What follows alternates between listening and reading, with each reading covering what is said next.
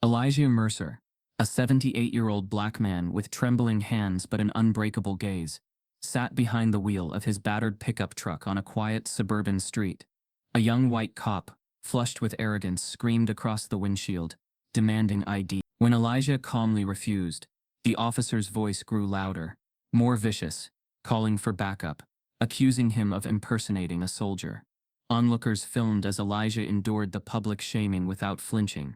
Then, in a voice filled with history and hurt, he said, "Son, you have no idea who you're shouting at."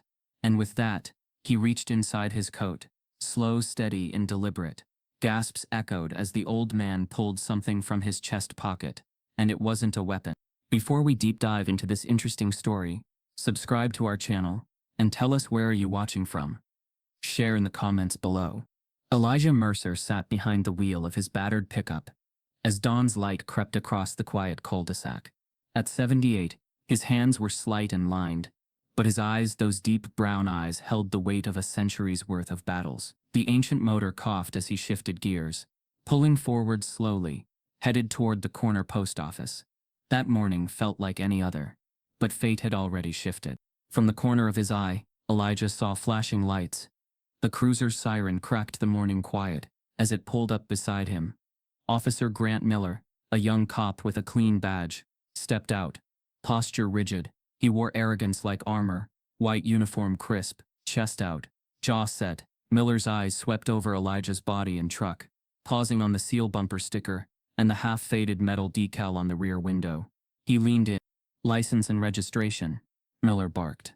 His voice jolted Elijah's heart rate. The man had been through worse, but this felt like opening old wounds, reliving a lifetime of being suspected before ever speaking a word. Elijah's fingers tapped the aged steering wheel. He opened his mouth, then closed it. "I'm not giving you my papers." The words landed soft, calm, but for Grant Miller, this provocation was searing. "Sir, you need to comply, now." Elijah's voice remained steady. "Not a suspect. You stop me because I'm black." Grant bristled. Color drained from his cheeks as he slammed the car door. "Don't make this about race, old man." "In my world, son, everything's about race." Still calm, but his eyes glinted with old steel. Miller's jaw clenched. He took a step back, reached for his radio. "I'm calling backup." In seconds, 2 more cruisers rolled in. One officer jumped out, hand hovering near his taser. The other stood off behind, eyes trained on Elijah's pickup. Elijah sat there unbowed, hands clasped in his lap. His presence filled the morning air like a storm gathering before thunder. The neighborhood spilled out in cautious fascination. Neighbors peeked from behind curtains. One teenager lifted a phone to record. A Brooklyn Heights reporter, off-duty, caught it all on live stream. "Unbelievable," she whispered into her mic. Seemingly normal stuff, but neither she nor anyone else truly grasped the calm before the storm. Elijah Mercer, a name hardly known, was not merely frail. He carried memories forged in war, injustice, and survival. Grant circled the truck, fists clenched, hunting for justification. "Step out of the vehicle," he ordered. Elijah's fingers slid off the wheel. He unbuckled into the summer air, his knees wavering slightly. He didn't rush. He didn't hesitate. He raised his hands slowly to waist height, compliant, exposed, vulnerable. That motion snapped the tension like a wire. Miller shouted, "Hands where I can see them." Elijah complied. Voices hummed in the background. One woman murmured, "I thought he was just some grandpa." Another man pointed, "He's not reaching for a gun. He's just shaking." Grant's voice locked into higher gear. "Get your ID out." Elijah shook his head gently. "I said, I will not. You have no place asking me to prove who I am on my own street." His calm defiance met the morning light with a kind of gentle power. Grant's face reddened. "You're no veteran. You're pretending." The accusation cut like shrapnel. People gasped. Cameras jolted. Elijah's face remained still, but years of pain shimmered inside him. "You don't know who you're yelling at, son," Elijah said softly. "No bitterness, no fear, just regret and truth." And yet his words steadied the scene, threaded fragility and pride together. Grant faltered for a moment, confusion clouding his determined glare. "Sir," he stammered. And in that pause, everything teetered. Shots of tension flashed across the crowd's live stream. Elijah slowly reached beneath his lightweight jacket, moment by tense moment. No weapon. He drew his coat aside to reveal a battered leather pouch, clipped to a chain around his neck. Ice firmer than age fused into his eyes. Grant swallowed hard, breath catching in his throat. The pouch emerged, a small but unmistakable object, the Navy SEAL Trident badge, tarnished, etched with time. He held it forward, chain dangling, as though offering it to the sky. Silence choked the street. The live stream surged. Hundreds tuned in instantly. The Brooklyn Heights reporter whispered, "Is that a SEAL badge? It can't be real." Another voice trembled. "A veteran? At 78? Detectives and backup officers edged forward. Jaws dropped. Grant's pistol still rested in its holster, but his arm stopped mid-swing. His legs shook. Other officers, white, black, Hispanic, shifted uneasily. Ezra James, a black officer who arrived backup, stepped forward. He stared, stunned, and nodded imperceptibly toward the badge. He knew what he saw. The early sun glinted off the badge's metal. Passers-by gasped. Phones froze, curiosity and confusion lighting every face. A moment stretched until someone finally whispered, "He earned it, man." Grant's face lost color. He'd fought reality until seeing it in metal. The badge was both proof and judge. People backed away. The tensions inched from hostility to bewildered hush. But the story wasn't done. Elijah's eyes burned as he looked around the gathering crowd. He spoke only 2 words, but they echoed through the air, louder than sirens or shouts. "Check archives." The command hit like a grenade. Cameras zoomed in. Neighbors strained to hear. If they dared open the archives, if they dared believe, they might uncover a hidden injustice too long buried. Elijah raised the badge higher, heart pounding in silver veins. He took a deep, steadying breath, and then, as the murmurs swelled, he delivered one final sentence that snapped through the hush like a crack of lightning. "My country forgot me. It's time it remembered." The street glanced from badge to face. The reporters leaned forward. Phone lights flickered like fireflies woken from frost. And in that pause between heaven's light and human breath, Elijah wore both his war and his wound, carved into one delicate piece of metal. A single beam of late morning light shone on the badge, and the crowd gasped. But then Elijah Mercer slowly placed it back inside his coat, revealing what lay beneath. The moment Elijah Mercer's fingers released the full weight of the Navy SEAL Trident badge into the open air, the temperature of the street changed. Not physically, though, the morning sun now felt oddly warm, but in emotion, in energy. Something invisible cracked across the atmosphere, like old ice giving way beneath a trembling step. Officer Grant Miller had seen many things in his short time on the force: drunk brawls, domestic shouting matches, staged grief, but never shame creeping into his spine like it did now. His mouth parted, but no sound came. He stared at the badge, unable to form words, his authority suddenly hollow. Gasps swept the crowd like a gust of wind. Ezra James, the black officer who had hung back during the confrontation, stepped closer with slow reverence. His eyes narrowed, focusing not just on the badge's shape, but the small etching below it. Barely legible but unmistakable. SEAL Class Vietnam. Elijah let the silence linger. "That's a SEAL badge," someone whispered.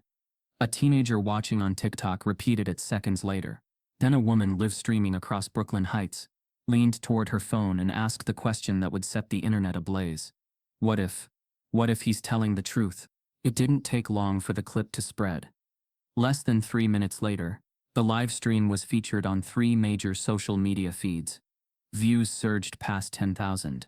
Comment sections exploded. "No way he's real. Who let that man be humiliated like that? Wait, SEALs didn't take black soldiers in the 60s, did they?" In truth, most Americans had no idea. The idea of a black Navy SEAL in the Vietnam War era was to many as foreign as a unicorn, elusive, uncomfortable, maybe even impossible. But impossibility had always been Elijah Mercer's battlefield. As more neighbors gathered, Elijah lowered the badge back toward his chest, not hiding it, but letting it hang. It settled over his heart, as if returning to its rightful place. His hand lingered there for a moment, a quiet press, not of protection, but of pain. Grant's mouth finally moved. That could be fake. You could have bought that online." Elijah turned toward him, eyes gentle but weary. "And you think a man of my years, of my skin, would wear that outside, if it wasn't earned?" You think I'd risk everything just for a fantasy? No anger, no rage, just exhaustion. Not the tiredness of body, but the fatigue that comes from being doubted longer than you've been recognized. Grant shifted his stance. Look, I was just doing my job. No, son. Elijah replied softly. You were doing what you were trained to see. You saw a black man in an old truck and assumed the worst. Behind them, the reporter's questions started to scatter in. The live streamer now had a microphone clipped to her jacket. Sir, can we get your name? Elijah didn't respond. Are you really a SEAL? Can we verify that? A child nearby tugged at her mother's shirt. What's a SEAL? The girl asked. Her mother crouched, whispering. It's like a superhero, baby, but real. As the questions swelled, Elijah began to walk. Not away, but forward toward the gathering, toward the people, toward the camera. He didn't flinch when someone shouted, "We need proof." He didn't react when a man mumbled, "This is some stunt." But then a stranger stepped forward. A white man in his 60s, Vietnam vet tattoo on his forearm, a faded Marine cap shading his eyes. He stood before Elijah, examining him with a quiet recognition. You were there, the vet said. Charlie Ridge, 1969. You carried Peterson out when the chopper didn't come. I remember. The crowd hushed. Even the officers leaned in. Elijah blinked slowly. You remember that? He asked. The man nodded. You were the ghost. That's what we called you. They never told us your name. It was the first time in years someone remembered without needing a file, a badge, or a death notice. Thank you, Elijah said simply. The internet went berserk. The vet's face was matched within hours. A local news outlet dug up an old war photo of a man presumed dead after the Charlie Ridge standoff. Except he wasn't dead. He was now standing beside Elijah Mercer, verifying the impossible. Within 24 hours, the story reached major media outlets. CNN picked it up first, then MSNBC. A headline blared, "Unknown Black SEAL from Vietnam emerges after decades of silence." Police stop sparks outrage. Twitter collapsed into debates, with hashtags like Elijah Mercer and SEAL Truth trending for nearly 4. But the system wasn't built to move with truth. It was built to protect itself. Behind the cameras, a quiet directive slipped through NYPD command. A gag order, temporary but absolute, was sent down to all officers involved. No comment, no confirmation, no press statements. Officer Grant Miller was instructed to remain off-duty pending review. Elijah? He received no such message. But the silence from the authorities spoke volumes. He sat quietly on his front porch that evening. As shadows crept across the sidewalk, the badge still hung around his neck, though partially tucked under his shirt now. Across the street, a news van remained parked, watching, waiting. Inside his home, dusty boxes lined the hall. War documents, letters, photos never published, memories sealed away like secrets too painful to share. But something stirred in Elijah, not revenge, not pride. Something deeper, reckoning. He walked to the old chest beneath his staircase. The hinges creaked like bones, waking from sleep.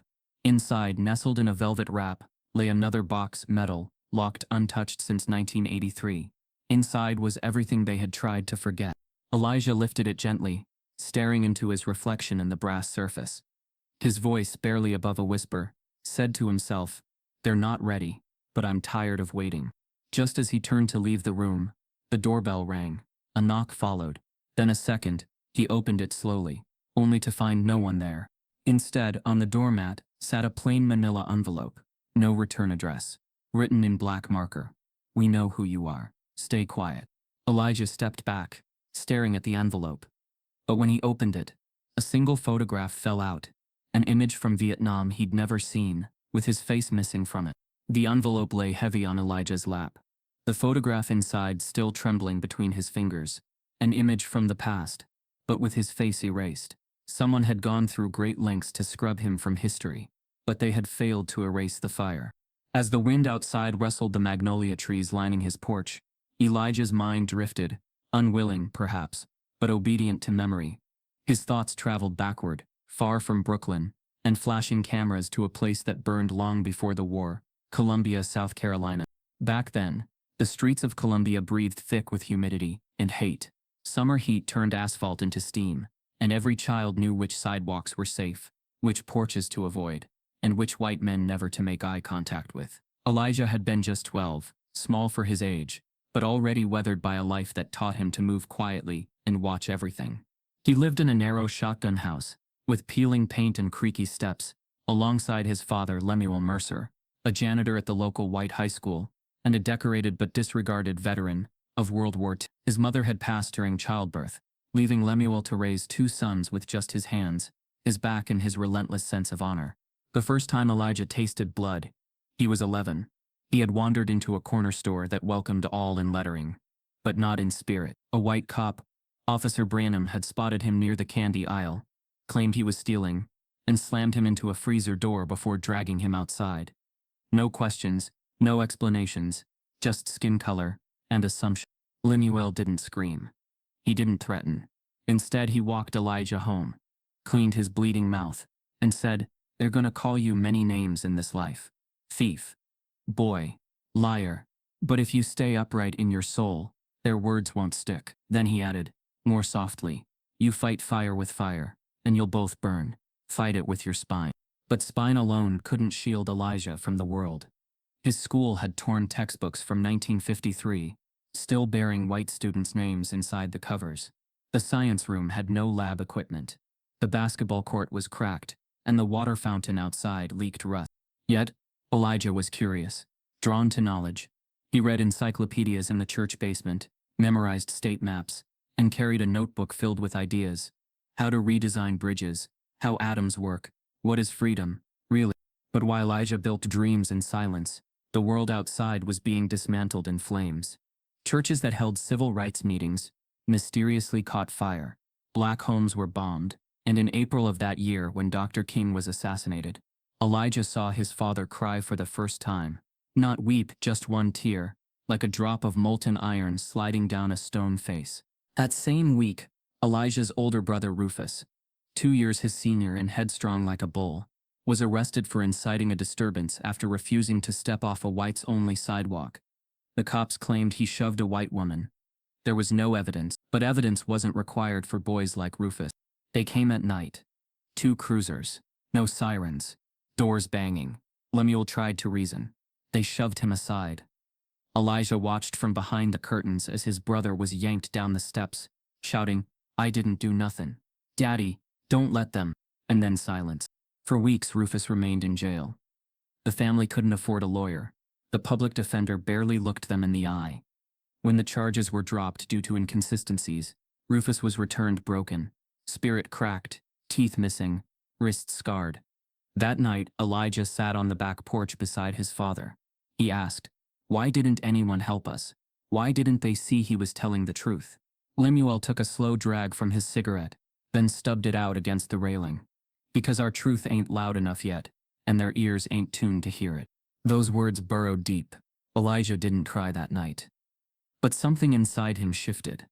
If justice wouldn't come from the streets, maybe it could come from within the very belly of the beast. He began watching soldiers on television. Not just black ones, though. They were rare, but all of them. The discipline, the order, the hierarchy that couldn't be questioned. The way white men saluted when commanded, no matter who gave the order. Something about that structure, that forced respect, fascinated him. One day at school, his teacher, Miss Annalise, noticed him staring out the window. She asked what he was thinking. "I want to wear a uniform," he said. "Not because I love war, but because people look different at you when you wear one." She tilted her head.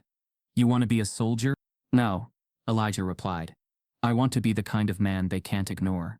That summer, while Rufus drifted into silence and Lemuel's back stiffened with age, Elijah found a recruitment poster downtown. It featured a broad-chested sailor leaping from a helicopter into waves, trident in hand. Navy SEALs, the elite of the elite. No one in his neighborhood even whispered about the SEALs. They barely understood the Navy itself. But the challenge pulled at Elijah's soul. He studied the physical requirements in secret, ran barefoot on railroad tracks to build endurance, swam the river after dark to train his lungs. He also discovered something critical. At 17, he could enlist with a parent's permission. At 16, not legally. So Elijah made a decision. One night, when Lemuel had fallen asleep in his rocking chair, Elijah crept into the back room, found his father's war documents, and copied his signature as closely as he could. He forged his birth year. The paper trembled in his hand as he wrote, "Born 1951, not 1952, 1 year older, 1 year closer to leaving." The next day he walked 2 miles to the recruiter's office, paperwork in hand, posture steady. The white officer barely glanced at him. "You sure about this, boy?" he asked. "Yes, sir," Elijah replied, holding back the storm inside. "You understand the SEALs don't take many folks like you." Elijah held his gaze. "Then I'll be the one they do." The recruiter smirked, stamped the paper, and tossed it into a stack. But as Elijah turned to leave, he heard the man mutter under his breath, "Let's see how far a ghost can swim." The recruiter's whisper, "Let's see how far a ghost can swim," lingered in Elijah's ears long after the papers were stamped. He knew what the man meant. Not a compliment. Not even a dare. Just the kind of dismissal reserved for people like him. Young, black, southern, and invisible. Elijah Mercer was a file number now. A number no one expected to remember. He boarded a military transport days later. The South Carolina sun still heavy on his back. Carrying nothing but a small duffel, a second-hand Bible, and a quiet determination. When the plane lifted into the sky, so did the last threads of his old life. Lemuel never found the forged signature. Rufus never said goodbye. Elijah never looked back. Naval Station, Great Lakes, Illinois. The air bit colder, sharper. The boot camp yard buzzed with noise. Marching boots, shouted orders. The bark of authority. But the chill that struck Elijah hardest wasn't the wind. It was the stare. 100 faces, mostly white, turned when he stepped off the bus. Eyes scanned his skin, his posture, his southern drawl, and then they looked away. His first night in the barracks, a fellow recruit, blonde, square-jawed, tossed his bag off the bunk. "Ain't no extras here," he said. Elijah retrieved the bag without a word. He chose the top bunk, furthest corner. He made no complaint. That night, while others shared stories from home, Elijah pretended to sleep.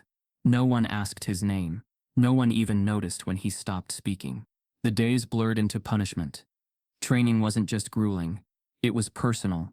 The drill instructors singled him out with veiled slurs. "You think you got rhythm, Mercer? Let's see you dance through these damn mines." Or worse, "Don't expect special treatment just 'cause your people like to run from things." Yet Elijah endured, quietly. Not because he lacked anger, but because he refused to waste it. He woke earlier than required. He ran longer, held his breath underwater longer, solved field puzzles quicker. In the obstacle course, he excelled, not in showy strength, but in strategy. He observed angles, memorized guard rotations, mimicked terrain. In one drill, he crawled 800 yards through sand and camouflage, so silently the instructors couldn't find him. That's when they started calling him Black Ghost. At first it was a joke, then a jab, then finally, respect. Whispers of his skill began spreading. Some recruits whispered in awe, others in envy, but still none stood beside him during meals. None walked with him back to the barracks. He moved like smoke, necessary, present, but never touched. When mail call came, Elijah received nothing. For weeks. Then months. Others read letters aloud from sweethearts and mothers. He listened without reacting. Even when one recruit mocked, "Guess your folks can't write, huh?" He simply answered, "They taught me to read yours."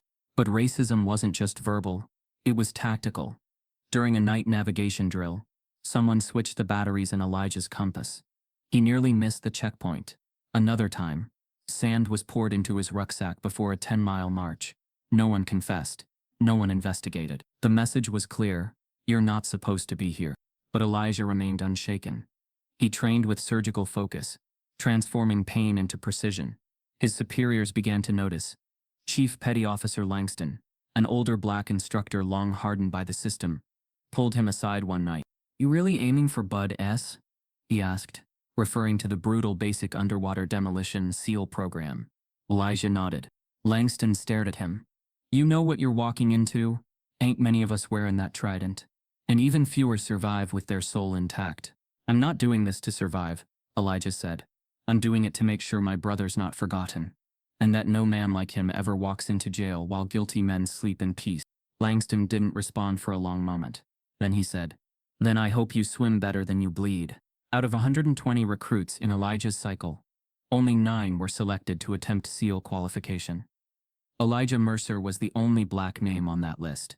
DODS training in Coronado was hell refined into protocol. Bone-freezing swims, timed drown-proofing, endless physical drills, psychological torment. Every test measured not just ability but will. Elijah faced it all. The cold, the insults, the doubts, yet he moved forward like a shadow. During Hell Week, a 5-day crucible designed to break even the strongest 2 of the instructors set Elijah up during a simulated rescue.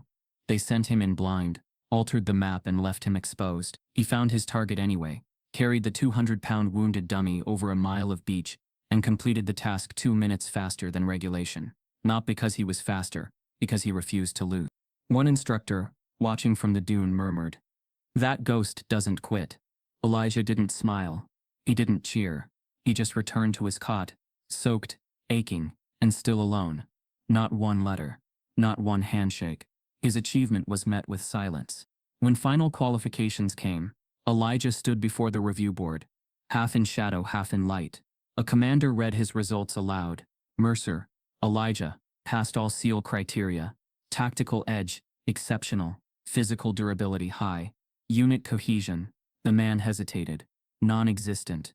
"Recommend him?" another officer asked. The commander paused, then answered, "If we're picking warriors, yes."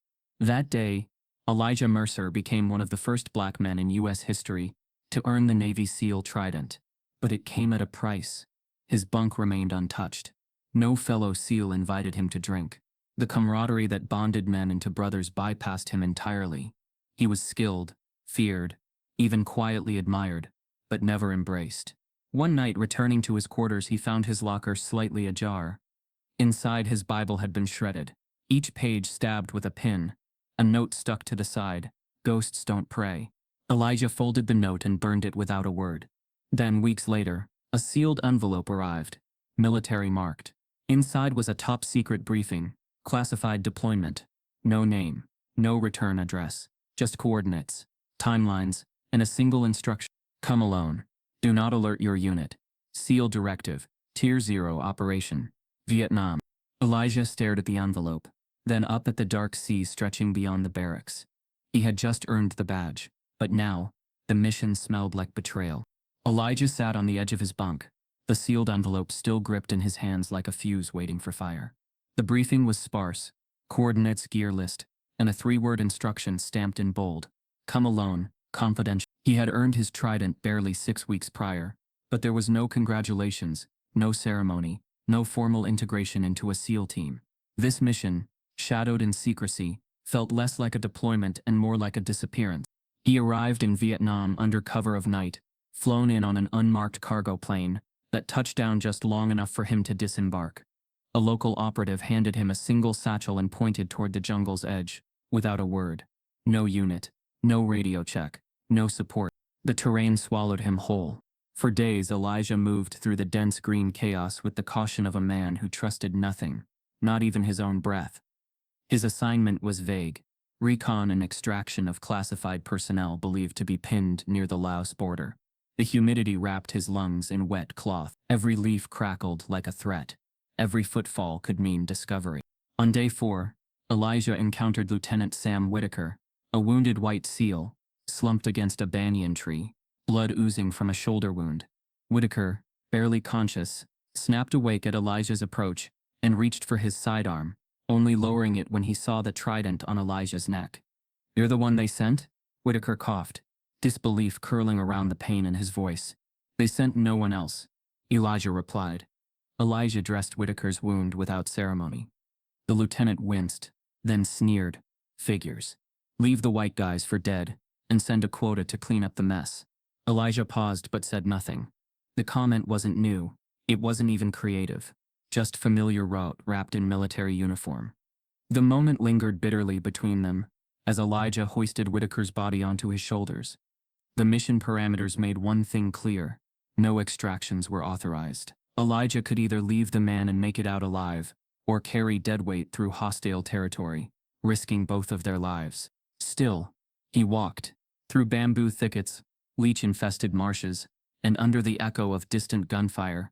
Elijah carried Whitaker on his back, like the burden of a country that had never carried him. Each step drove shrapnel deeper into his own knee, wounded days earlier in a fall. The pain bit down with every breath, but Elijah pressed on, guided by instinct and silence. "What's your name?" Whitaker finally asked after 3 days. "Elijah." "Figures," the man muttered. "Biblical. You people love those names." Elijah stopped walking, placed him down and stared into his eyes. "You want to die out here, you keep talking like that." Whitaker blinked. Then, slowly, he nodded. "Got it." The next hours passed in heavy silence. But something subtle shifted. Whitaker started watching Elijah, not with scorn but with confusion. When Elijah dressed another wound on his arm, Whitaker whispered, "Why didn't you leave me?" Elijah's answer was a whisper of steel. "Because I was taught to carry what's broken, even if it spits in your face." By the 5th day, dehydration had shriveled their energy. Food was gone. Ammunition low, they moved slowly through the jungle's belly, ducking snipers and traps. Elijah's body screamed to collapse. His feet blistered into open sores, the pain mounting with each step. But he didn't stop. Then, just miles from the friendly checkpoint, gunfire erupted. Elijah shoved Whitaker into a ditch and returned fire, crouching low. The bullets sliced through leaves like razors. Hours passed in a nerve-rattling standoff. And then silence. When the sun cracked through the canopy, Elijah crawled toward Whitaker. The lieutenant's eyes fluttered open. "We... alive?" "Barely," Elijah said. "We keep moving." But as they approached the checkpoint, marked only by a rusted drum and 2 bearded U.S. contractors, Elijah sensed something off. No celebration, no rush to help. The guards barely acknowledged them. One of them radioed, monotone, "Cargo recovered. Cargo." A chopper arrived 30 minutes later. Whitaker was carried aboard on a stretcher. Elijah climbed in beside him, limping, bloodied, silent. As the rotors spun and the ground fell away, Whitaker looked over. "I don't care what they say. You're not a ghost. You're the damn reason I'm breathing." Elijah didn't reply. He stared out over the jungle that nearly swallowed him, haunted not by what he had done, but by why he'd been sent in alone. Back at base, Elijah was taken to a side tent. Not the infirmary, not the barracks. Inside, a plainclothed officer waited, flanked by 2 MPs. "You will not speak of this operation," the officer began. "Not to your fellow SEALs. Not to press. Not to command." Elijah blinked. "Why?" "Because it wasn't real," the man replied. "This mission never existed. You were not deployed. Your record will not reflect this event." Whitaker was awarded a Bronze Star 3 weeks later. His speech on the tarmac praised the courage of the Navy and the support of command. Elijah was not mentioned. He watched the ceremony from the shadows. Later that night, he returned to his cot. A letter waited on his pillow, unsigned. Inside was a single typed sentence. "Consider this your warning. You were never meant to survive that mission." The ashes from the letter still clung to Elijah's fingers as he stood on the edge of the tarmac, duffel in hand, boots worn to the sole. The war had ended, or at least his part in it had, but no one came to greet him. No handshake, no salute, not even a ride home. He didn't return to Columbia. Too many ghosts, too many reminders of who he was before they tried to erase him. Instead, he chose Detroit, a city pulsing with black grit and post-riot scars. A city where he could blend into the shadows without being fully swallowed. The discharge papers he carried were bare bones. 1 page, stamped in smudged ink. His rank, his enlistment date, and 1 word beneath honors. There was no mention of the mission near the Laos border. No commendation, no medal, not even his SEAL designation. His Trident badge was now considered misfiled. A senior clerk at the VA office squinted at the papers and muttered, "You sure you weren't just support staff?" Elijah didn't argue. What could he say? That he'd carried a bleeding soldier through enemy fire while the system took notes on how to forget him. His first week back, he slept in a shelter, not because he was broke, he still had his military stipend, but because every landlord he called paused when they heard his voice, then responded with sugar-coated racism. "Sorry, that unit's taken. We're not accepting applications right now. Oh, we don't rent to your kind in this neighborhood." He stopped saying his name, stopped explaining. When he walked into a rental office in full military dress, badge and all, a white clerk whispered to a coworker, "Is he lost?" In a downtown diner, he sat quietly at the counter, craving something hot and familiar.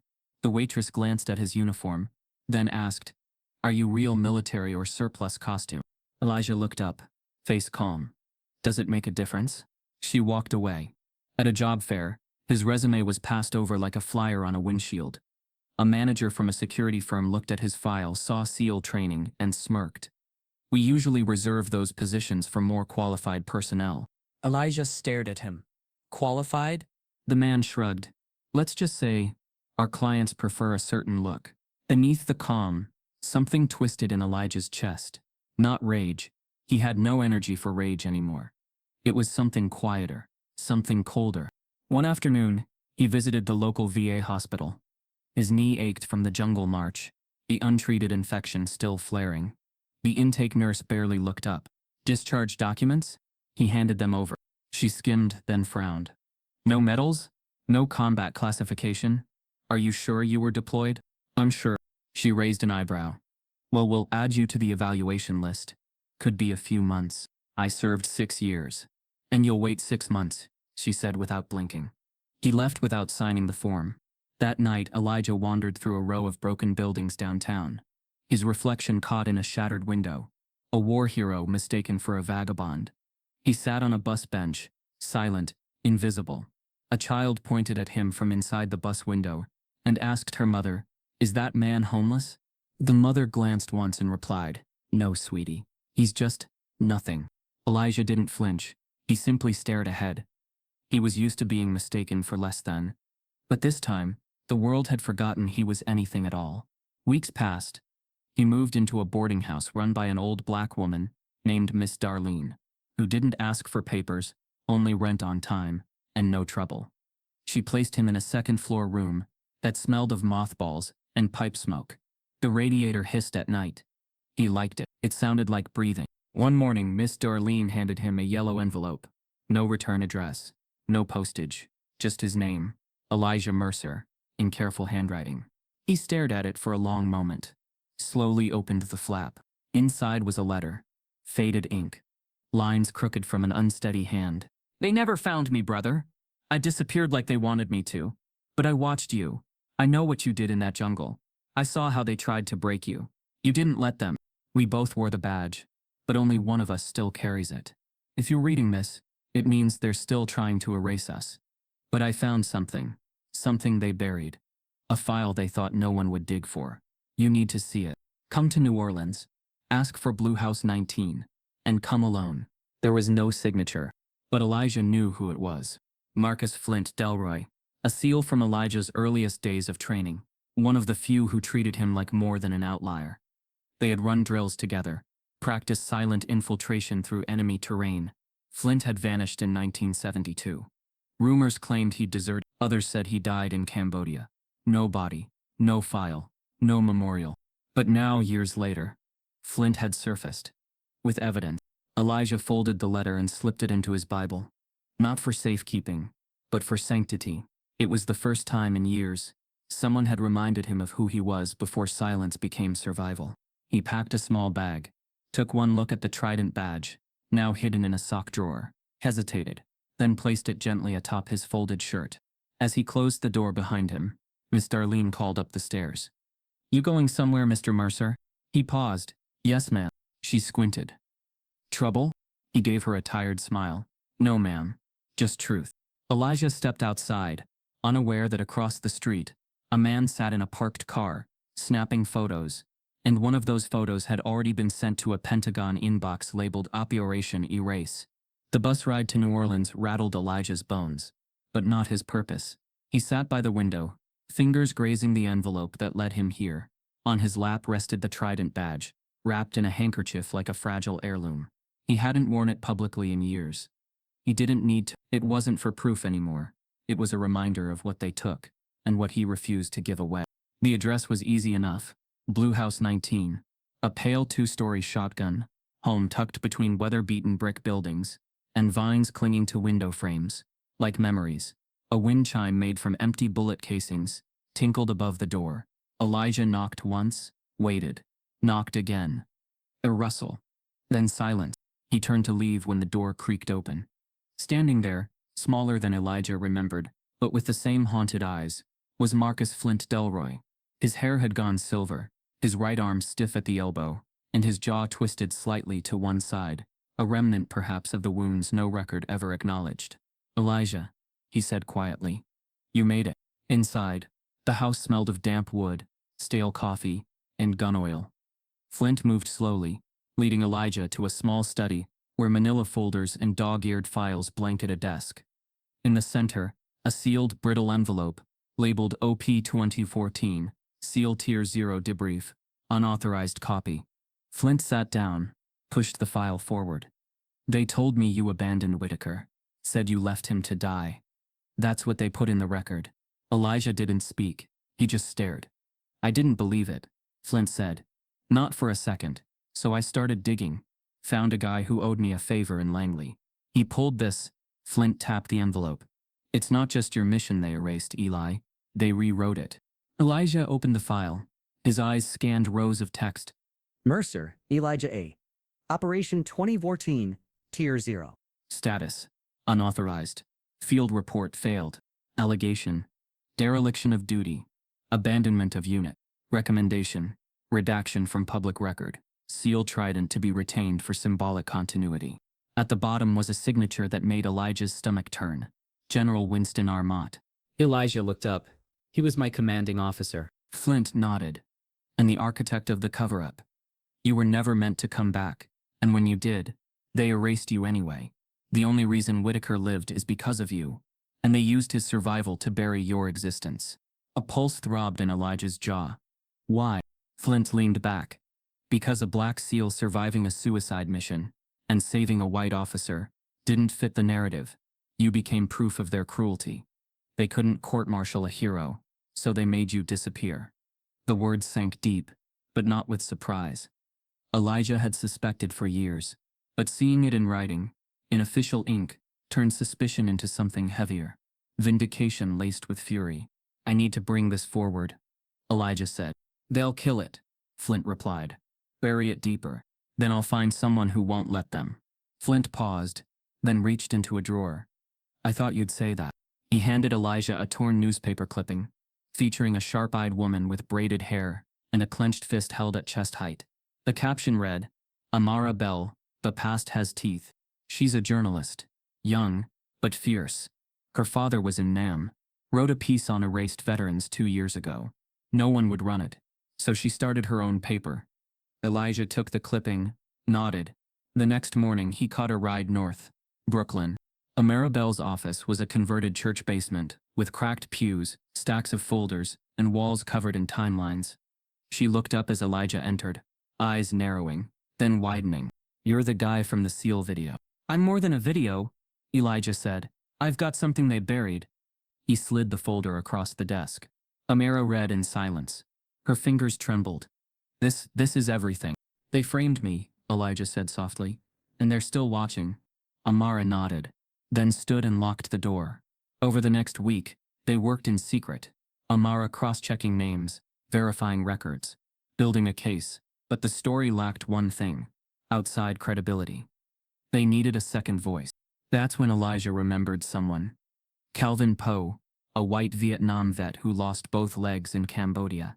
They had met briefly in Saigon during a fuel drop. Calvin had always believed in Elijah, even when others didn't. Elijah tracked him down in rural Pennsylvania, living in a trailer, bitter and broken but alive. "You want to dig up old ghosts?" Calvin asked. "No," Elijah said. "I want to bury lies." Calvin exhaled. "I'll help. But know this, they won't just fight back. They'll scorch the ground." Back in Brooklyn, the trio began assembling the pieces: witness names, redacted timelines, command sign-offs. Amara wrote, Elijah verified, Calvin cross-checked. Then, late one night, a knock echoed through Amara's office. She opened it, and froze. General Winston R. Mott stood in the doorway, older, broader, and colder than Elijah remembered. His metals glinted under the ceiling fan. His face betrayed no shock. "I came to make this easy," he said, stepping in. Calvin reached for his cane like a weapon. Mott held up a hand. "Relax. I'm not here to erase anyone, just to warn." He turned to Elijah. "You had your moment. You want to blow it all up now? Fine. But when this goes public, the story won't be about you. It'll be about the chaos you cause, the trust you break. You want that on your conscience? Elijah stood slowly. You mean the lie I lived with? The one you wrote? That's your burden, General. I just carried it for you. Mott's jaw flexed. You really want to be remembered as the man who tried to destroy the Navy's honor? No, Elijah said. I want to be remembered as the man who told the truth when everyone else was silent. Mott stepped closer. Then be ready for what comes next. He turned to leave, but paused at the door. The file you think is complete. It's not. The real record. It's locked in a Pentagon vault. And if you come for it, you better bring more than courage. The echo of General Mott's warning hadn't left Elijah's ears when he stepped into the Veterans Affairs Hospital in Manhattan. 3 days later, his knees ached from the long train ride. His hip throbbed from an injury ignored for decades. But it wasn't the physical pain that made him hesitate at the door. It was the memory of silence, the kind that swells in places built to serve, but trained to deny. He'd scheduled the appointment months ago, part of Amara's insistence that he take care of his body while they prepared the case. You can't fight a system if it outlives you, she'd said. Elijah stepped up to the front desk, trident badge tucked beneath his shirt, discharge papers in hand. The clerk barely looked up. Name, she said without warmth. Elijah Mercer. She typed for a moment, frowned. There's no active file. There should be. I submitted everything again 2 months ago. She sighed, clearly uninterested. Take a seat. We'll call you when someone's available. He waited 2 hours. Across from him, a young black vet with a prosthetic leg leaned over. First time here? Elijah nodded. The man laughed dryly. Prepare to be invisible, brother. Elijah studied him. The soldier had eyes like mirrors, too young for the pain they carried, too old to pretend otherwise. Name's Darius, the man said. Army. Iraq. Got this. He tapped his metal leg after my Humvee kissed a landmine. They treat you right here? Darius scoffed. They treat me like I got it at a costume store. An hour later, Elijah was finally called into an exam room. The nurse who took his vitals was kind but quiet, glancing nervously at the hallway every few minutes. A doctor appeared, white coat, cold eyes, clipboard thicker than interest. You're here for pain management? He asked. And for a disability reevaluation, Elijah said. I was a Navy SEAL. I've been living with untreated injuries since now. The doctor paused, raised an eyebrow. A SEAL? Yes. The pause stretched into disbelief. You have verification? Elijah pulled out the photocopy of his redacted discharge, the trident badge, and a laminated summary Amara had created, listing medals, dates, and known deployments. The doctor stared at it, then smirked. This is unofficial. It's what they left me with, Elijah replied calmly. The doctor set the papers down without a word and walked out. 15 minutes later, 2 security guards entered the exam room. One of them, a broad-chested white man named Sullivan, stood with arms crossed. Sir, we're going to need you to leave. I have an appointment. There's been a flag on your file. Possible impersonation. I served my country, Elijah said slowly. And now I'm being removed from a hospital? Leave, or we escort you. Elijah rose with dignity, but pain made his leg buckle. As he reached for the wall to steady himself, Sullivan stepped forward and shoved him, not hard, but calculated. Elijah tumbled down the short stairwell leading to the hallway. The waiting room fell silent. A nurse screamed. Darius jumped to his feet. What the hell was that? But Sullivan stepped back and said calmly. He fell. Aggressive behavior. Witnesses saw it. A wheelchair was brought in moments later. The supervisor on duty filed a report blaming Elijah's unstable demeanor. No charges, no apology, just silence. Again. That night, Elijah sat in Miss Darlene's living room, knees bruised, pride intact. She brought him ice and muttered, If they treat you like this, what hope's left for the rest of us? He didn't respond. 3 days later, an envelope appeared under his door. Inside was a small thumb drive, and a note. They were laughing about you. I couldn't stand it. Elijah plugged the drive into Amara's laptop. A grainy audio recording played. VA staff voices, casual and crude. He showed up claiming to be a SEAL, with a damn trinket. Was he wearing camo too? Lord, they get creative. Probably just wants the free meds. Bet he's got an Oscar by now. You think they know how to swim? Laughter. Amara sat frozen. Darius, who had come by to check on Elijah, covered his mouth in disbelief. This, she whispered. This could break everything open. I don't want sympathy, Elijah said. I want them to answer for the truth. Amara stood, pulled her phone from her pocket, and hit upload. Then let's make the truth loud. The clip spread across platforms within hours. Veterans groups exploded. Black vet associations released statements. Journalists from every coast called for interviews. Hashtags trended. Seal not silent. Elijah Mercer, VA exposed. Fox News called it a hoax turned witch hunt. CNN aired the audio uncut. A former SEAL went viral on TikTok. I know that name. Elijah was a ghost back in name. Saved lives. They better recognize him now. But the most surprising call came from Capitol Hill. A congressional subcommittee on Veterans Affairs requested an appearance. Live testimony. National broadcast. Elijah sat in his room that night, phone buzzing beside him. He ignored the screens, the headlines, the praise. Instead, he looked at the small note from the nurse. They were laughing about you. I couldn't stand it. He wondered what risk she'd taken, what backlash she'd now face. But more than that, he wondered how many other voices were still trapped behind hospital walls, unheard and unprotected. As Elijah prepared for DC, Amara burst through the door, pale-faced and shaking. They didn't just laugh, Elijah, she said. They also erased your medical records. You were never supposed to walk out of that hospital alive. Elijah didn't sleep the night before the town hall. He sat at Miss Darlene's kitchen table, staring at a handwritten speech Amara had drafted. The paper trembled in his hand, though not from nerves. He wasn't afraid to speak. He was afraid of being heard too late. Across the city, the media buzzed with anticipation. The clip from the VA had triggered more than outrage. It had cracked open something raw, something America had long ignored. Viewers were demanding answers. Veterans were demanding justice. And Elijah Mercer had become their reluctant symbol. The invite had come that morning. Official gold sealed, from a major network. Mr. Mercer, we request your presence at the National Town Hall on Veteran Integrity and Racial Equity. Live broadcast. Prime time. Elijah almost declined. He wasn't interested in spectacle. He wasn't interested in pity. He wanted action, records, recognition. But as he stood in the hallway that afternoon, suitcase in hand, he heard something he hadn't expected, chanting. Outside, across the street, a crowd had gathered. Hundreds of voices rose. Elijah. Elijah. Some held signs. He never left anyone behind. Erase the lie, not the man. Seal the truth. For the first time since Vietnam, Elijah felt something he didn't know he still possessed. Presence. When he arrived at the studio that evening, the parking lot was barricaded by security. Reporters swarmed, flashbulbs popping. Protesters flanked both sides of the sidewalk, some cheering, others holding signs calling him a fraud. Stolen valor. One man screamed, veins bulging. A younger black woman shouted back, he bled for a country that erased him. Inside, the stage was flanked by towering American flags. A curved table waited in the center. Across from it, 4 moderators and a packed audience of veterans, activists, journalists, and officials. A chair sat empty, center stage.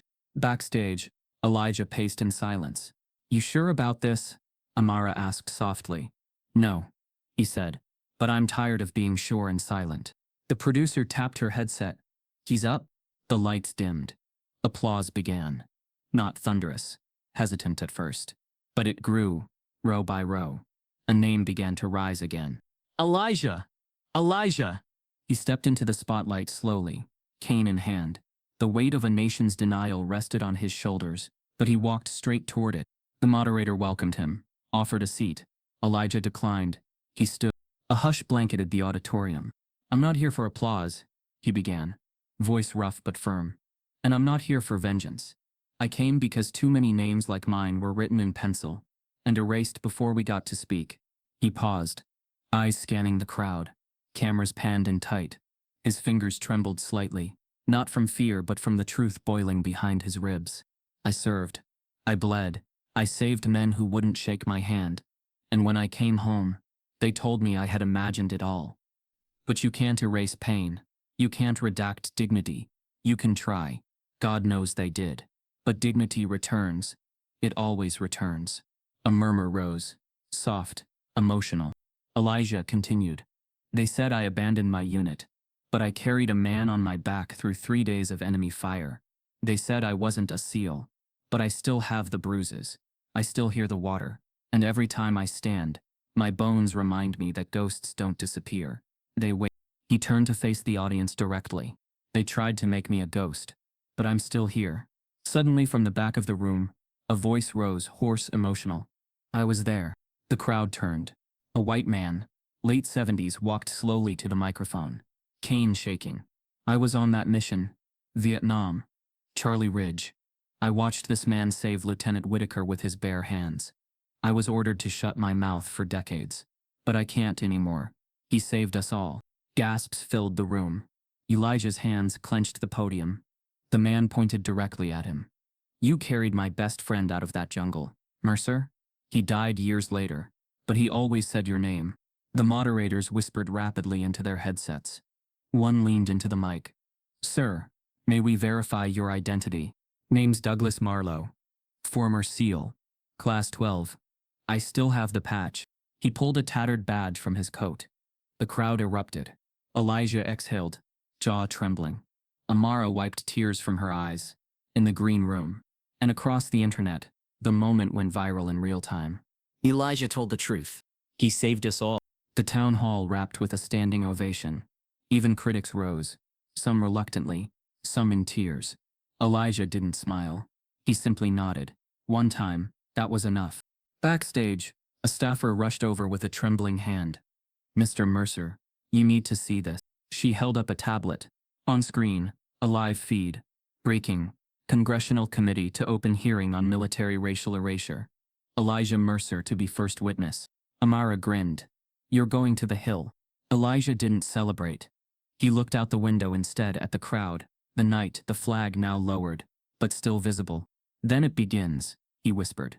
But behind them, in the shadow of the corridor, another figure watched silently, dressed in civilian clothes, military-grade boots, a phone in hand. He typed a single message. The hearing is confirmed. Initiate containment protocol. 3 hours later, a key folder in the Pentagon archives was flagged for permanent reclassification, and in a secure soundproof room, a colonel asked his aide, how far are we willing to go to keep Mercer quiet? By dawn the next day, Elijah Mercer's name was everywhere. His testimony clip had hit 10 million views before breakfast. Major outlets ran retrospectives on his service, his silence, and the decades of systemic neglect that tried to grind him into anonymity. Young veterans called him a hero. Civil rights groups called him a symbol. But inside the walls of Capitol Hill, he was something far more dangerous, a man whose truth could upend everything. The House Committee on Military Accountability scheduled an emergency session. Cameras circled like vultures. Activists flooded the steps of the Capitol, holding handmade signs. Honor isn't a medal. It's memory. Erase the lies, not the man. Elijah Mercer was there. Where were you? But inside the marbled chambers of Congress, the mood was split. Democrats, led by Congresswoman Leona Brooks, a sharp-tongued representative from Georgia, called for full declassification of all SEAL operations between This man, she thundered into the mic, carries shrapnel from a war we refuse to acknowledge he fought. If we don't right this wrong now, we are complicit in every silence that followed. But the opposition was quick to bite back. Representative Hal Tomlinson of Kansas leaned into his mic, voice calm and calculated. We are not here to create martyrs from myth. Before we rewrite military history, let us verify what's been erased for a reason. Another congressman, older, leaned toward his colleague and whispered not low enough. Black soldier claims don't hold the same scrutiny. That's the problem. The remark was caught on a hot mic. Within an hour the clip was trending. Protests outside swelled. And somewhere beneath the Pentagon, in a classified room chilled by steel and secrets, a group of military brass reviewed internal directives labeled Containment Protocol. Mercer. One colonel pointed to a line on the screen. OP-214 subject never existed. Remove remaining physical traces. A younger aide hesitated. Sir, he's testifying. He has public support. There's video, statements. The colonel's eyes narrowed. You think public sympathy stops systemic defense? As reporters chased down every detail of Elijah's testimony, something quieter unfolded in government backrooms. Files from Vietnam were quietly shredded. Microfilms were pulled from archives. Naval servers underwent mysterious updates that coincidentally wiped several internal indexes. Meanwhile, in Brooklyn, Elijah prepared. He was calm, methodical, pressing his navy blue jacket, polishing the old Trident badge until it caught sunlight. Miss Darlene prayed over him. Amara paced the hallway, phone to her ear, coordinating logistics. Calvin Poe, now his body man and confidant, rolled his wheelchair into the room. "You good?" Calvin asked. Elijah nodded slowly.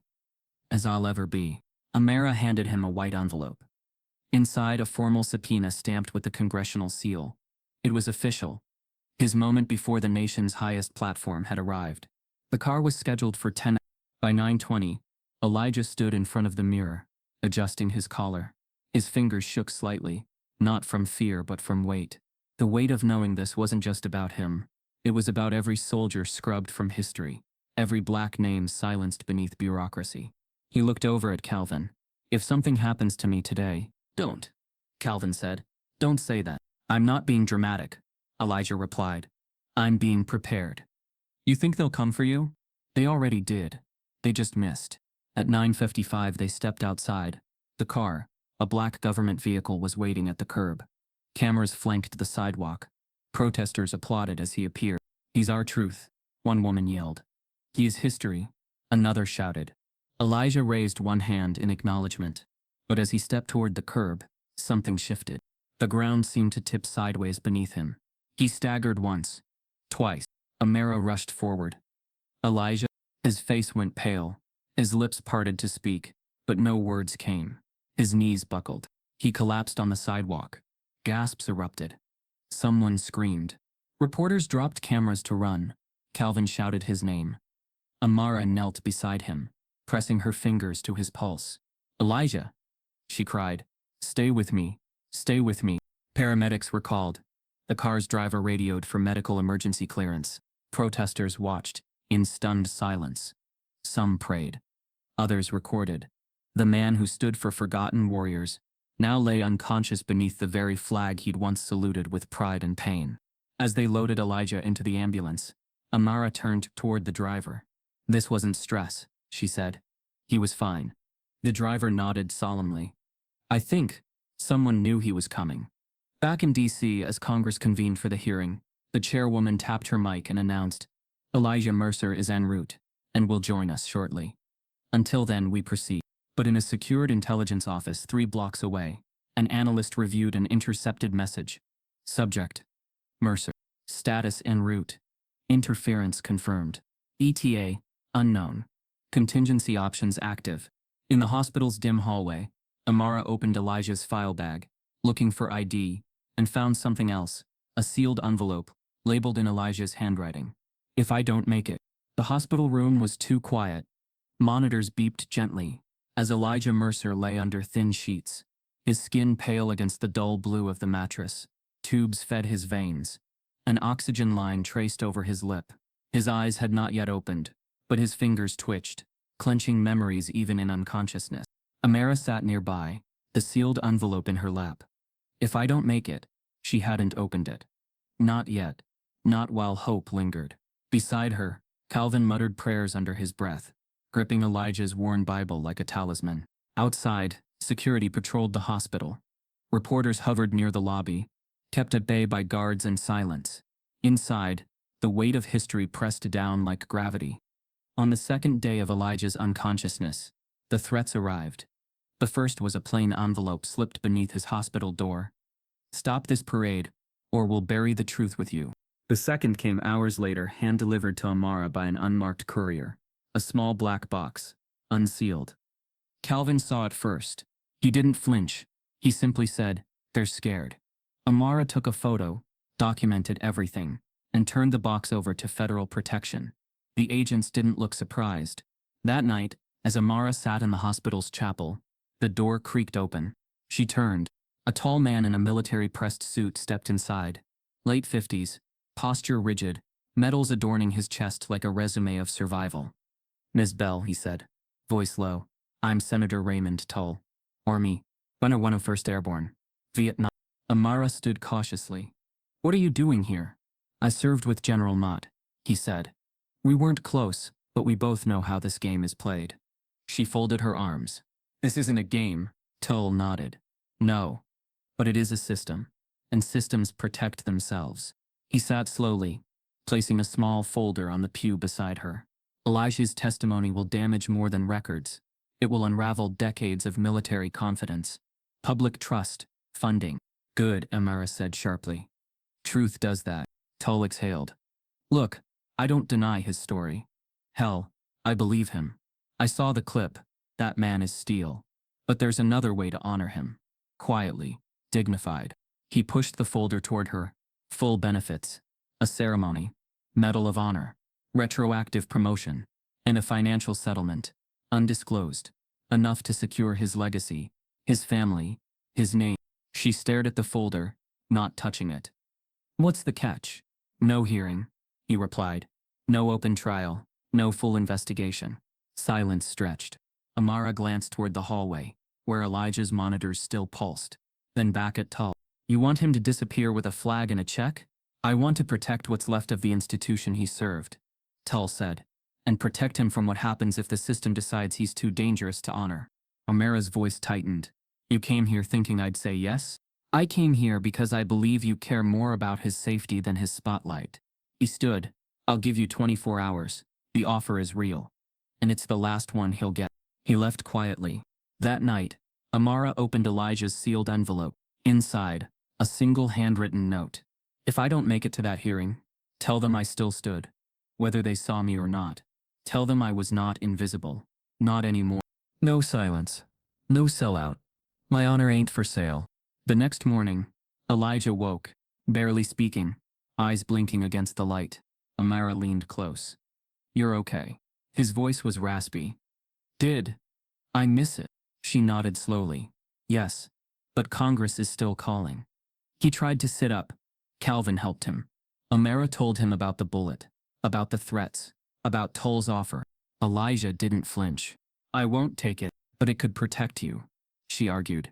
Your name, your legacy. He reached for the Bible, opened it to the back page where his father once scribbled words after Dr. King's assassination. Truth whispered long enough will find its voice. He tapped the line with one finger.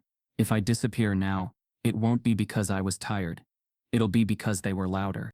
3 days later, Elijah was discharged under protective care.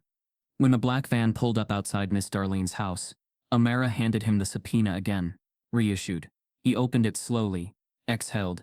At the bottom was a handwritten addition. Please report directly to the Department of Defense. Pentagon testimony authorized. Calvin raised an eyebrow. They're moving it out of Congress? Amara nodded. Behind closed doors. But televised. For optics. Elijah adjusted his jacket. The trident once again clipped to his chest. What now? He asked. Amara stepped aside. Now the cameras are waiting. As Elijah stepped into the van, a figure in uniform handed the driver a sealed envelope and whispered, escort Mercer carefully. And remember, if he speaks off script, you were never there. The Pentagon wasn't built to welcome ghosts. Its halls stretched endlessly, pristine and controlled, lined with polished brass and echoes of secrets. As the black van rolled through the gate, Elijah Mercer sat upright, trident badge pinned to his chest like a scar turned metal. His breath was steady, but the silence around him felt loud, thick with doubt, with protocol, with the careful anticipation of an institution used to burying the inconvenient. Amara sat beside him, stone-faced. Calvin, in the rear seat, tapped his cane rhythmically against the floor. It wasn't nerves, it was anger, barely caged. The van pulled into a restricted access bay, where 2 military escorts greeted them. No names, no smiles, just nods. Mr. Mercer, you'll be shown to the hearing chamber shortly, one said. Amara started to rise with him. The guard extended an arm. Civilians are not permitted beyond this point. Calvin bristled. He's not walking into this alone. Elijah held up a hand. It's all right. But, he's right, Elijah said. I started this by myself. I'll finish it that way too. They watched him disappear behind security doors, the echo of his cane slowly fading into steel silence. The hearing room was sterile, walls a dull gray, a long table stretched across one end, behind which sat 5 tribunal members, uniformed, expressionless. Cameras were mounted at precise angles. A U.S. flag hung behind them, flanked by the DoD emblem. At the far end, a lone wooden chair waited.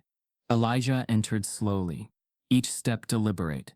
He did not limp, not out of pride, but defiance. He had earned the right to stand. The tribunal chair, Rear Admiral Lennox, gave a curt nod. "Mr. Mercer, please be seated."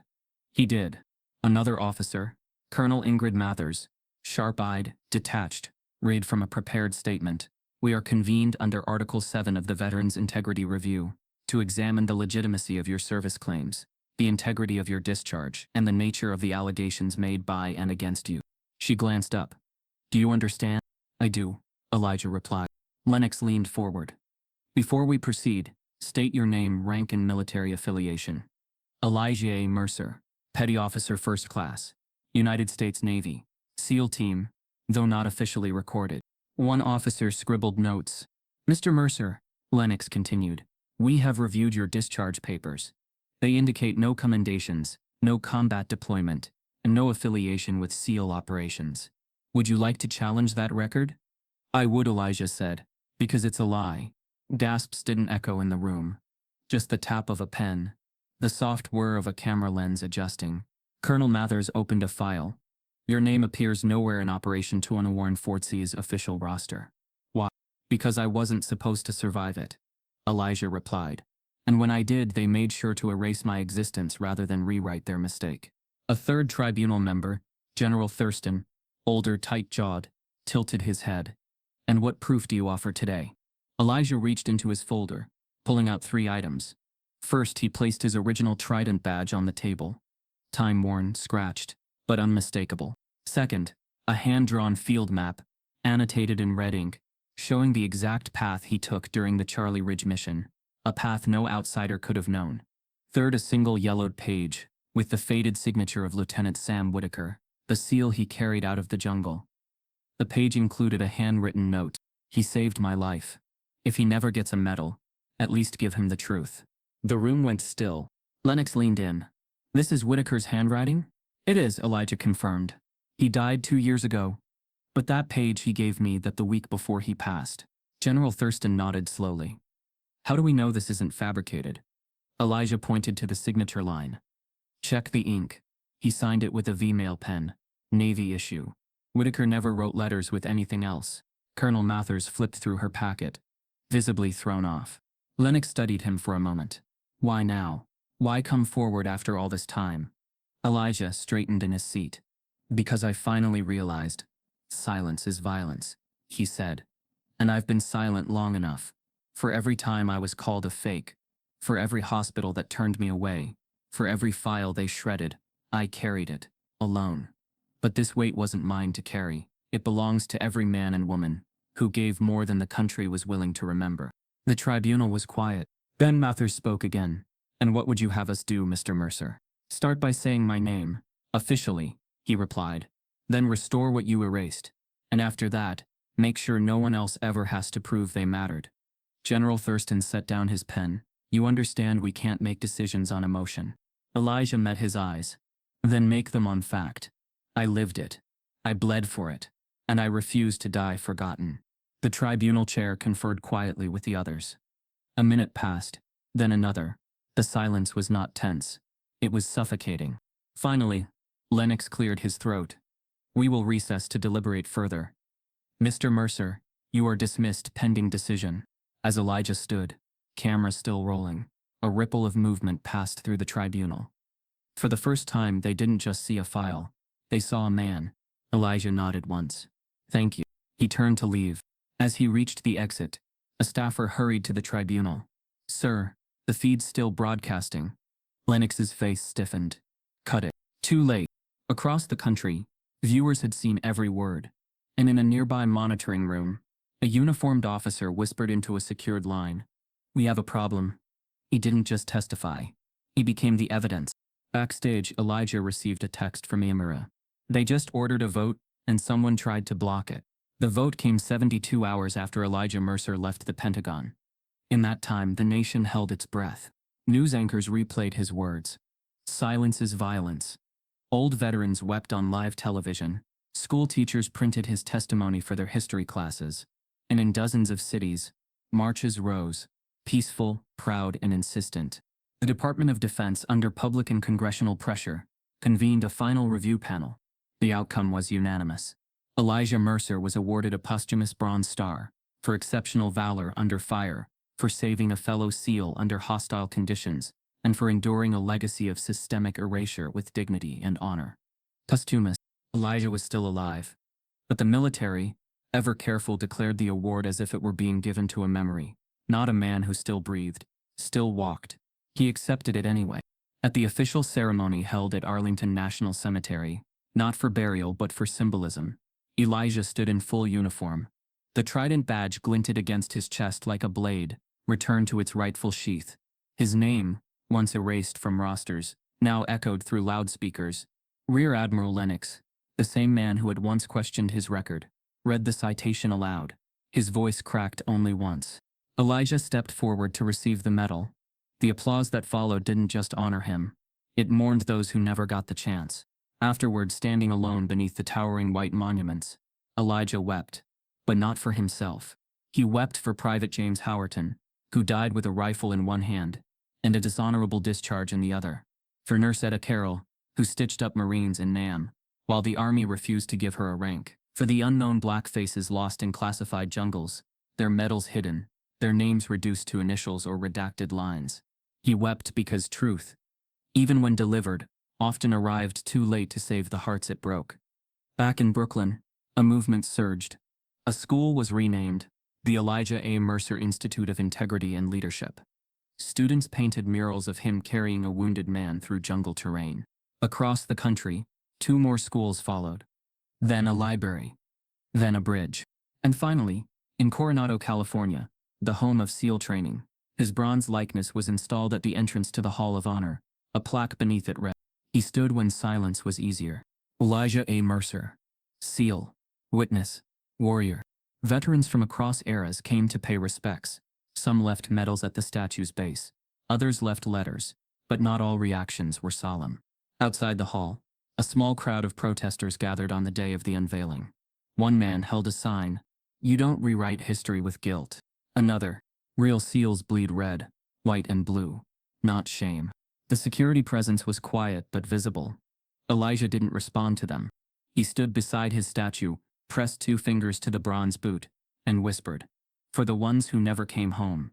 Later that night, he walked the streets of D.C. alone, not because he feared trouble, but because solitude had always been his sanctuary. The city buzzed around him, flashing screens, distant sirens, murmurs of new protests sparked by something else. Always something else. At a red light, a boy approached. No more than 13. Hoodie half-sipped. Eyes wary but wide. "You're the statue man, right?" he asked. Elijah chuckled gently. "Statues don't talk, son. But you did. I watched it online. What you said." The boy looked down, scuffing his shoe. "Did it change anything?" Elijah paused. "It's a start." The boy nodded. "I want to be Navy. My dad says it's useless. They don't want us." Elijah knelt slightly. "Then you remind them, they don't get to decide your worth. That's yours." He offered a salute. The boy returned it, not perfectly, but with heart. As the boy turned to leave, he crossed the street toward a nearby bus stop. A white police cruiser pulled up. The officer inside leaned out, hand already brushing his belt. "Hey, where you headed?" The boy froze, looked back at Elijah, then forward again. Elijah's pulse slowed to a cold, heavy throb. Some battles never ended. They just changed uniforms. Elijah stepped toward the street, hand raised, heart pounding, but the officer's door was already opening. And the boy's hands were already in the air. Elijah's cane struck the pavement hard as he rushed toward the flashing headlights. The officer had exited the cruiser, one hand hovering over his utility belt. The boy, frozen mid-step, arms trembling above his head, stood in the pool of red and blue light, like a target waiting to be named. "Sir," Elijah called, voice deep and urgent. That young man did nothing wrong. The officer turned, surprised. Recognition flickered across his face. "Yes," Elijah snapped. "Now lower your damn hand." There was a beat of hesitation. Then the officer took a step back. "I just thought he looked suspicious." Elijah moved between them, standing between the boy and Badge. That suspicion is how I lost half my life to silence. It ends here. The officer nodded stiffly and returned to his cruiser without another word. The door shut. The car pulled away. Elijah turned to the boy. You all right? The kid blinked fast. I think so. Elijah placed a hand gently on his shoulder. Don't ever forget what just happened. Not out of fear, but out of truth. One day, someone'll need you to speak. The boy nodded, tears held in the corners of his eyes. I won't forget you. And from that moment, a fire spread. A clip recorded by a bystander hit the internet the next morning. It showed a war hero protecting a boy in the very streets he once returned to in silence. It showed not just history. It showed relevance. It showed how racism didn't retire. Weeks later, the Veterans Memorial Auditorium in Washington was packed beyond capacity. Banners waved outside, read, Honor all who served. No more erased names. Mercer walked so we could stand. Inside, cameras lined the aisles. Lawmakers stood shoulder to shoulder with aging soldiers, students, and survivors of military injustice. And at the front, wheeled in by Calvin Poe, sat Elijah Mercer. The man who once walked alone into a jungle, now rolled into history, escorted by a movement. The microphone adjusted to his height. He cleared his throat. I was never supposed to be here, not because of fate. Because of a file. A hush fell across the room. For decades, names like mine were redacted, not because we failed, but because we succeeded in ways the system wasn't ready to acknowledge. Black, brown, poor, overlooked men and women who served while carrying the weight of a country that didn't carry them back. He glanced toward the congressional panel. This bill won't undo the past, but it damn sure better start correcting it. The bill, the Valor Restoration Act, passed both chambers with rare bipartisan support. It authorized a formal review of all military discrimination cases from 1940 to 1990, established a unit to investigate erased commendations, and allocated federal funds for historical correction. But it didn't start in Congress. It started with Silent Valor, a new national organization formed by veterans of all races, many of whom had once been skeptical of one another. United by Elijah's story, they launched a digital archive, collected thousands of testimonies, and worked tirelessly to prove one thing: that silence wasn't the same as peace, and erasure wasn't the same as closure. Elijah's story had awakened something raw and overdue. At rallies across the nation, former soldiers, Black, white, Latino, Asian, shared stories of lost medals, blocked promotions, racial slurs whispered under helmets. They didn't cry for pity. They cried for recognition. And people listened. Younger vets took to social media. Teachers revised their curriculum. Museums reached out to families long ignored. But Elijah? He stayed grounded, mostly in his Brooklyn apartment, surrounded by photographs, letters, and the constant click of Calvin's wheelchair pacing the living room. He had one condition for Silent Valor's leadership team: don't make it about me. Make it about the ones we missed. Still, they insisted on one honor he couldn't deny: a seat at the White House bill signing. The Rose Garden was drenched in sunlight. Cameras clicked as the president stepped to the podium, flanked by military leaders and the committee that had championed the bill. The crowd stood when Elijah's name was called. He was wheeled to the front. The president handed him the pen used to sign the law. Elijah didn't raise it in triumph. He placed it gently on his lap. I never wanted a statue, he said to those near him. I wanted a mirror. Calvin clapped beside him. Amara smiled from the press line. Camera slung around her neck. Darius, the young black vet from the VA hospital, now a regional director for Silent Valor, stood proudly in uniform. The applause didn't fade. It grew. And yet, amidst the noise, Elijah noticed something. A man in the second row, mid-30s, sunglasses, quiet, was waiting. Not for autographs, not for photos, for something else. After the ceremony, as the crowd mingled, the man approached Elijah. He didn't speak at first, just knelt beside the wheelchair and opened his palm. Inside was a dog tag, faded, bent. The numbers matched a sequence Elijah hadn't seen in over 40 years. His seal number, the one that had been erased. Elijah's voice caught. Where did you get this? The man looked up, eyes wet. My father, he kept it hidden all these years, said one day someone would need it. Your father's name? Elijah asked, his voice thin. Wesley Randall. Elijah's heart paused. Wesley was a Black SEAL candidate who disappeared mid-training. Rumors said he washed out, but some believed he died during a secret test op. Elijah clutched the tag. He didn't fail, the man said. They buried him. Same way they tried with you. A breeze swept the garden. Not a chill. The man reached into his jacket and pulled out a flash drive. There's more, Mr. Mercer. Records, photos, names they never wanted you to find. Elijah Mercer passed away on a Sunday morning. There was no struggle, no pain, just stillness. He'd been sitting in his wheelchair by the window, sunlight tracing the wrinkles of his hands. His Bible sat open on his lap. One page folded where his father once scribbled. Truth whispered long enough will find its voice. Calvin Poe found him there. A quiet tear ran down his cheek as he checked for breath. He already knew was gone. He went like he lived, Calvin whispered. Without asking permission, news broke within the hour. By nightfall, Elijah's photo had replaced every headline in the country. SEAL who fought erasure dies at 7. From ghost to giant, Elijah Mercer's final watch ends. Across the U.S., communities gathered in parks and churches. People lit candles. Vets placed their own badges on makeshift shrines. In South Carolina, the state where his silence began, the governor ordered flags to half-staff. His funeral, held in the National Cathedral, was broadcast live. Every major network paused coverage to air it. The cathedral was full, not just of the powerful, but the forgotten. Men Elijah had inspired, children who now learned his name in school, mothers who once feared their sons would vanish, like he almost did. The Navy Honor Guard stood in full dress blues. Young soldiers, black, white, and brown, folded the flag over his casket with trembling hands. One of them wept openly, whispering as he placed the triangle of cloth onto Elijah's coffin. You made room for me, sir. As the eulogies rolled on, it was Amara Bell who brought the silence. He never asked for a statue, she said, standing before the crowd. But we built one anyway. Not out of bronze, but out of belief. Her voice cracked. He didn't want to be remembered as a symbol. He wanted the country to look itself in the eye and ask, who else did we forget? Then something no one expected.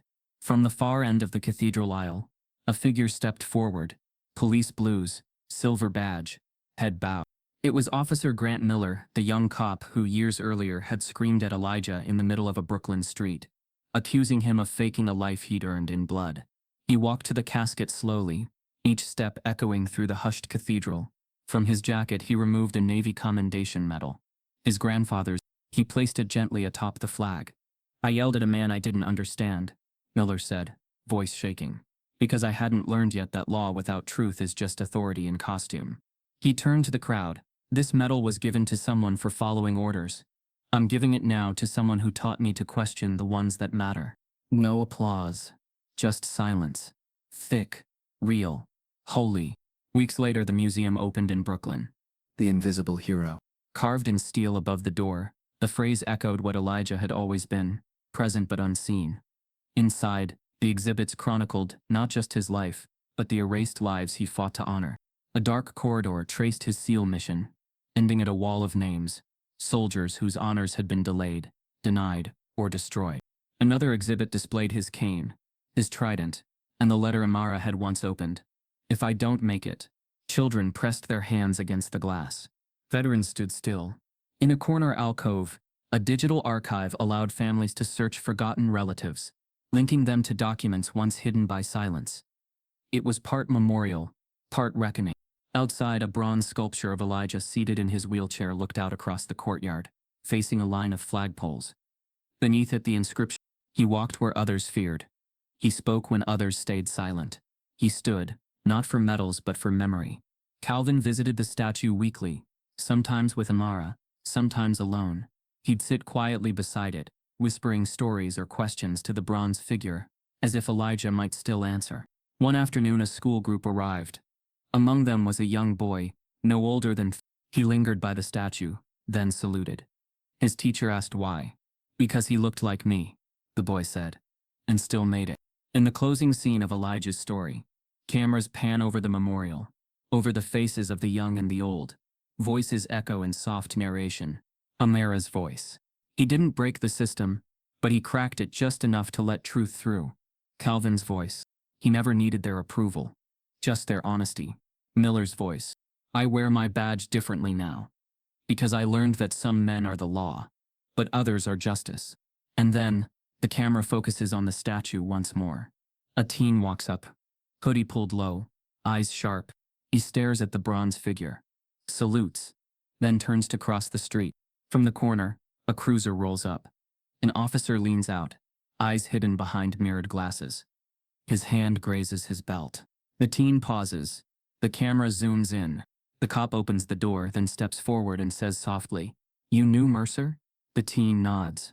The officer reaches into his jacket and places a badge into the teen's hand. A voiceover begins. He was never the law. He was the proof that law must answer to justice. If Elijah Mercer's story moved you, if it made you feel, reflect, or remember someone who deserved more, then don't let it end here. Like this video so this truth doesn't get buried again. Share it with someone who still believes silence is safer than truth. And subscribe to this channel for more real stories that the world tried to forget, but we refuse.